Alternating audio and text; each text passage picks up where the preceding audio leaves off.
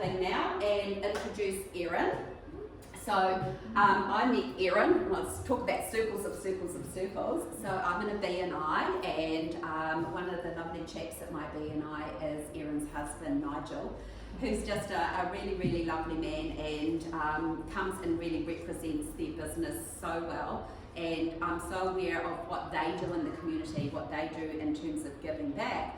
But also as part of that, I got to build Erin's website and get to know her and to see just what a jolly awesome egg she is, of all the things that she's doing. And so I'm going to let her come up now and tell us about all the awesome things that she's done in her life.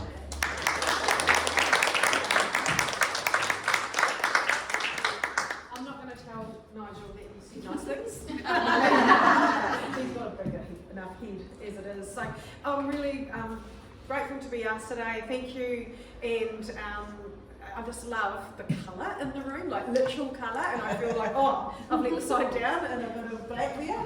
And that was a great exercise because as a real estate agent, I am in a business, and I'm sure you're aware, real estate agents are fully 100% commission paid. So if you don't list and sell a house, there's no income at all.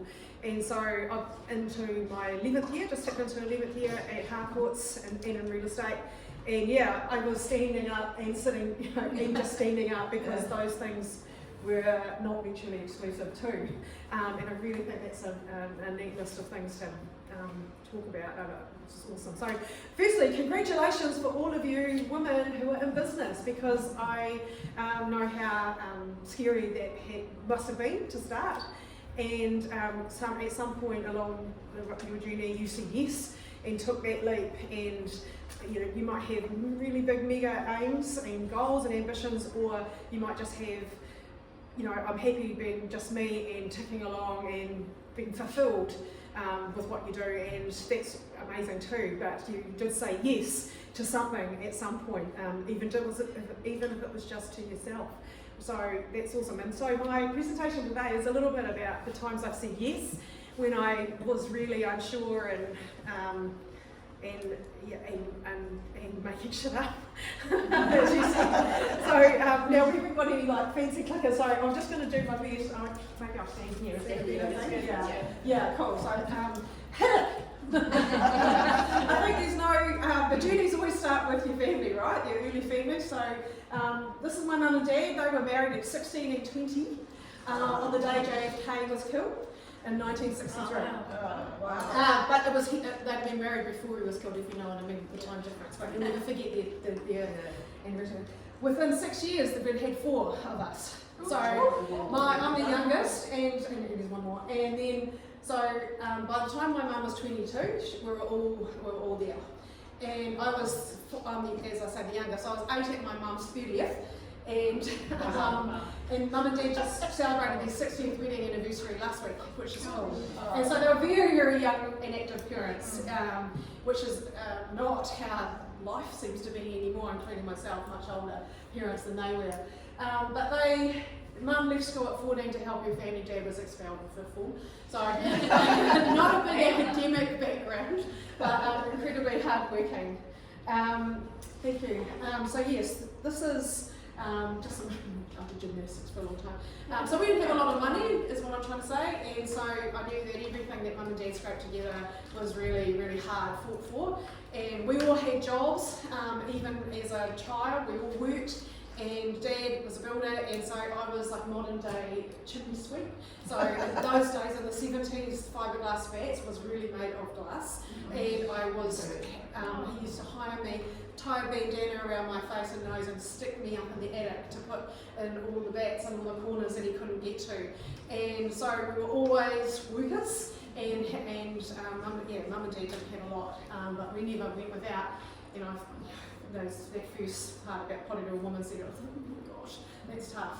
So this is just a little example of some of the stuff I know that we worked hard to do, and I guess you could say I've always been competitive and ambitious. That is me. I am not apologetic for it. That is, I am seeking all the time, and it just kind of started early, I think. Yes. Then, oh yes, next three. So then, the moment I left home in Hawke's Bay, I went to Canterbury University. So that was, and this is just typical flatting life. And I put those pictures up there. So this is the when we went back to find our flat, it had been demolished before we got our stuff out. This is total student backyard, you know, got it over. And that's our eviction notice from another flat. So those days were all about freezing, you know, horrible flats, freezing, but like, you know, nothing, you just got put up with it, you just kind of revelled in it in a way. And when I see first home buyers, young people now, and they sort of go, oh, we don't want to take a house with any work to do, and they've never been flatting because it's been too expensive. So they stayed at home, and so they've had my dad's nice house, and then they go and look at property to buy, and they don't want to touch stuff that is a little bit, you know, rotten or crappy or whatever, and I just sort of in my head go, oh my God, you actually haven't had the privilege of living in creepy places because you can put up with anything. If you've been in an uninsulated house in Christchurch where overnight my toothbrush would freeze. So I just put up there because it is part of the sort of the journey of now in this game. Every house has got some good aspects in my view. I grew up in Christchurch.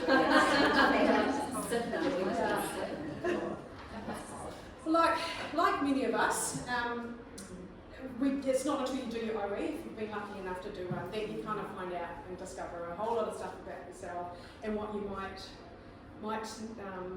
be able to do. So this is where I started saying yes to a whole lot of things, to big opportunities. So this is me in Austria on a ski field, where I neither knew how to ski or speak German. And I was working there, and I did a whole winter season and absolutely loved it, and basically blagged my way into the job and got it. And so I was travelling on my own most of the time. This is the opposite. Got back from Austria, got straight into a job on the Isle of Wight with a 24-room mansion with gardeners. The National Trust had taken over the garden. There was cleaners, and it was just me and Sir John Nicholson, and I was his primary caregiver. And it was such a privilege and so much, I loved it. And I stayed there for about 4 months. And so, did that. But just putting my hand up when anything came along, and oh yeah, I'll give it a go, yeah, okay.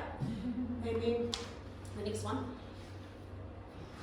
And then I decided to go to Southern Africa. And so the year we're talking here is 1992. So someone did so I decided, I'll just get the Let's Go Africa book, which was the travel guides, no internet and cell phones in those days. And I flew to Cape Town and just started. And this is a true story. This is my unbelievable serendipitous good luck. So I walk into a travel agent in Cape Town, been there a day, got to get a visa for Namibia. I wanted to go through Namibia and around the southern parts. Chatting away to the travel agent and mentioned I'd like to go to the Fish River Canyon, which is like the Grand Canyon, but smaller clearly, but kind of is very famous. But it's got baboons and snakes and scorpions and stuff. And you can't go there if you're on your own. You have to be in a group, and you have to have it look like a year in advance and all this sort of stuff. Anyway, she said, oh my God, one of my colleagues up in Namibia is looking for a person. Someone's dropped out of their group, but they're going in like 3 days. And I'm like, I'll go. And this is like faxes were sent. And so I got on a bus, which is a 10-hour drive, a bus route to a little town where I got told to stop off, and I got off in the middle of the night, like pitch black, and it's tiny and it's Africa. Yeah. And I'm like, okay, well, where am I going to sleep? What am I going to do? There's no, it's so tiny that there's no hotels or anything. But there was a police station, so I just went in there and said, can I sleep in the cell? And they said, sure. So I slept overnight in the cell, and all the time there were people like looking at me. But that got me through that first night. Then I met up with the group and did this amazing trip through Namibia, the canyon. Then travelled with some of those people as they made their way back to Windhoek, which is the capital of Namibia, which I got a ride back. And then another incredible piece of serendipitous good luck is when I was in Zimbabwe, and just was sitting at a cafe, and a man behind, I overheard a man talking behind me, and I sort of got into conversation with him, and he owned a canoe safari company. And he messaged me at my camping ground, phoned up and said, I've got a spare seat, would you like to fill out and go for free for a 5-night kind of canoe safari down the Zambezi? And I'm like, sure. And it's all food, and you've got a guide and everything, and there's tens of thousands of hippos and crocodiles and all sorts of stuff, and it was unbelievable. But not only did it end there, but it actually, there was a second trip going the day after I got back, and again they had a spare seat, and again he said, well, would you like to take it? So not only did I go once, I went twice. And I had so many hours by the end, and I nearly had my guide ticket because I'd been out on the water so long. But it was just easy to say yes to those ones, I guess, because they were just gifts from the sky. But you know, you're out in the middle of nowhere. Mum and Dad would get a postcard 6 weeks after I'd sent it. That was about as good as the comms were, and clearly you're in the middle of goddamn nowhere.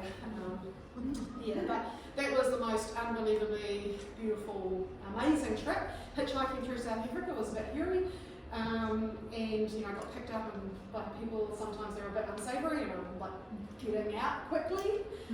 Saw someone being stabbed to death in Cape Town. It wasn't fun, but you know, the whole trip was just, you know, eye-opening and amazing, and so lucky, and people were so generous and kind. I had a tent, but I didn't even put up for like 2.5 weeks, I think, because people wouldn't allow me to, oh, you're on your own, you better come and stay with us, you know, like they were horrified, and so I took advantage of that. But no, I was really lucky, so thank you on that. And then there's Nepal. So again, back in 1993 now, so I've decided, right, I'd like to, I think I'd like to go to Erin Rush camp. So I'm in London, still on my own really, so I booked a flight to Kathmandu, read up a bit on it, and just started looking. So I had my 5-pound sneakers, that was it, and my backpack, that's not me, and a backpack, and I hired a down jacket in Kathmandu, and I got on a bus to the start, which was an all-day drive, with people hanging on the top and whatever, to the start of the walk, and you've got to get a visa and everything, and that was all got sorted pretty quickly. And just started walking. Now lots of people fly in, like that was about a 6-day trek up alone, but most people now fly in and start further up, but this was for the people who couldn't afford that, me. So I started, and it was supposed to be a 21-day sort of circuit, and I did it in 16 because I was really nervous about missing my flight out again, so I was like, oh, I'm also by myself, so I didn't have anyone to hold me up. So I just want to flip it on. This is probably one of the most incredible you know, things that I've ever done. So this is me, just one more please.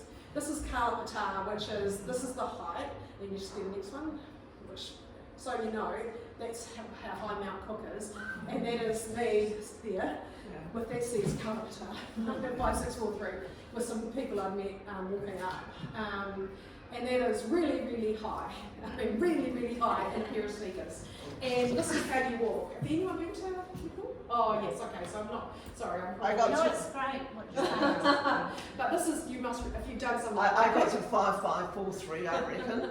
And I'd laid there for an hour for my partner to come back and so take this the is really photo. familiar territory. Yeah. Did you walk like this at the end? Yeah, yeah, yeah.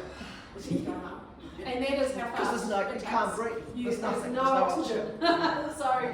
that is, and you know, listen to Yes, me. I speak fast. I'm fast. You know, to teach myself to just slow down Yeah. was one of the best lessons I've ever had of my life.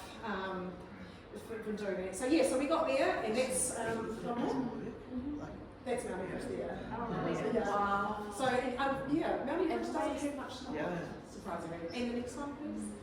And then just look at this village miles like rock underneath. Does that go down to your legs? Yeah. And next one. And then we got to base camp. So me and the girl I met up with, that's my peanut butter budgies or whatever they are, we decided we wanted to find the base camp. So we just follow the yak shit, is what the conventional wisdom is, because the yaks carry all the stuff in. And so we took a day and back you go, and we found the Japanese excursion team had set up at base camp, so we were able to get some pictures and stuff of them. So yeah. So getting down was really easy after that.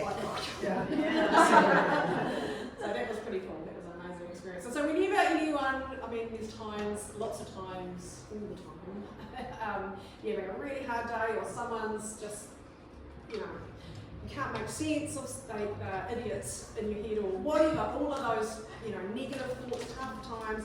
I just think to myself, you've never been to base camp. You've never been to base camp. And there's always, except for someone. But yeah, that's the kind of thing I actually I say to myself. It's like, yeah, well, you can't really get to me. That was tough. That was tough. Yeah, next. Thank you. Yeah, success is where preparation and opportunity meet. So it is, it's being open and saying yes, isn't it? So sometimes you just don't know if you can do it. I think I'm in a safe space here, so I can say men will often say yes without having the skills or the experience or whatever, and women often we doubt ourselves and wonder, are we good enough, and oh my god, what if, and all that, and don't apply for the job or don't say yes to things. But if you leave yourself open for the opportunity, then, and are prepared to, you know, put the work in, then you will have success. And it is measurable in however you decide to measure it, if it's financial or it's experiences or personal growth or whatever it might mean to you. But you just got to leave yourself open to spotting the opportunities and hearing about them. So here's my mother's Honda Prelude. So back from my OE now and back to Hawke's Bay. I've literally been there for like 3 or 4 weeks, and I shot down to Wellington with mum's Honda Prelude, got a job, and then saw a job ad in the newspaper, that's how they would remember, and got a job at the Beehive working for the Minister of Housing, like from up the mountain to, oh okay, hello, Jim Bolger and Murray McCulley and so forth. So eventually took mum's car back to Hawke's Bay. So I ended up in Wellington, and I have never left. That is never meant to be here. Well, I had a flight booked to go back to the UK, which I cancelled, but saw the ad, thought, hey, why don't I just do 3 or 4 months or something and see how it goes. And that job led me to this job at Avalon Studios, where there was this thing called the internet starting, and multimedia, CD-ROMs was a big one. So Avalon was still making, those days was big, made lots of shows and so forth, and also was putting, do you remember a program called Wild South? Which was a beautiful nature program, which is made in Dunedin. But they were putting CD-ROMs together. People could buy them, and also the America's Cup early days, America's Cup '95, starting to do the graphics, animated graphics and so forth. So I got sort of wind of a job out there, and I ended up being a multimedia producer. And I knew neither what a producer was or what multimedia was. So I got the job. This is a totally true story. So I ended up, I gave notice to my great job working. I'd gone to Department of Student Affairs, another job which I absolutely loved, and gone out there. And on my first day, I turned up, and there's absolutely nobody in the whole department to meet me or anything. No one knows anything about me at all. And I'm like, oh my god, okay. And so I go in, and I say, well, and they go, oh yeah, he got fired.